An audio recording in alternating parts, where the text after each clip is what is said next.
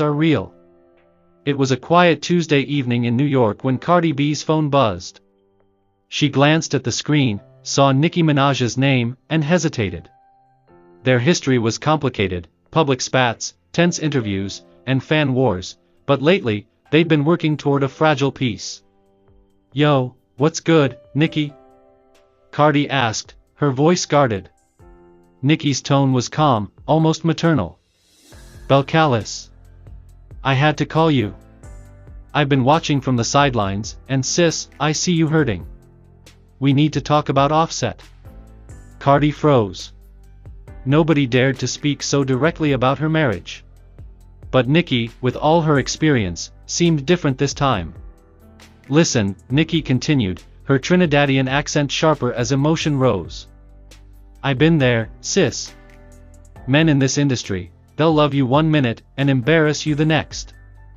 I've seen you cry, I've seen you fight, and I know what loyalty means to you. But Offset? He's breaking your spirit."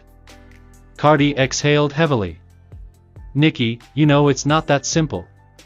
He's my baby's father. We built so much together. People don't see the good times." Nicki's laugh was soft, tinged with pain. "That's exactly what I said about Kenneth when people told me to cut ties. You defend, until you realize you're defending someone who wouldn't defend you the same way." Nicki told Cardi about nights she stayed awake wondering if her marriage was a mistake, about sacrifices she made to keep her family intact. The public never knows the full story, but behind the smiles and music videos, sometimes we're just broken women trying to act strong. Her honesty disarmed Cardi. The competitive walls they once built began to crumble. "You really saying I should just leave him?" Cardi whispered. Nicki didn't answer immediately. She let silence linger like a sharp note in one of her verses. Finally, "I'm saying you should put yourself first. Breakups ain't weakness, they're courage." The two women spoke for hours, laughing in some parts, crying in others. Cardi admitted to catching Offset in lies again and again. Nicki admitted that she sometimes envied Cardi's boldness in walking away when she once announced a divorce before backtracking. "You already showed the world you can stand alone," Nicki reminded her. "You don't need no man to validate your crown. Your daughter needs a strong mother more than she needs to see a toxic love story." Cardi sniffled, wiping her tears. "Damn, Nicki, why you gotta sound like my therapist?" Nicki chuckled. "Because only another queen knows what it takes to survive this throne." Weeks passed. Cardi replayed the conversation in her mind while paparazzi snapped her with Offset, smiling on the outside but hollow inside.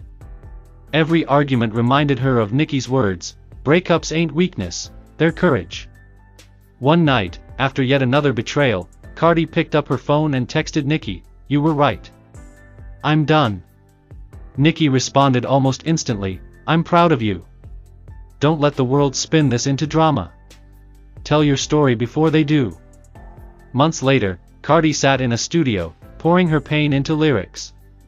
Nicki surprised her by stopping by. They hugged, an embrace that years ago would have seemed impossible. "Guess what?" Cardi grinned. "This track is about freedom.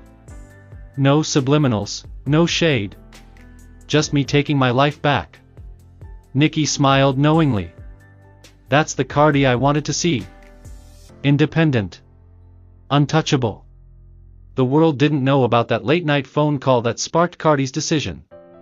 Fans speculated, blogs wrote headlines, but only Cardi and Nicki knew the truth. Two women once divided by rivalry had found common ground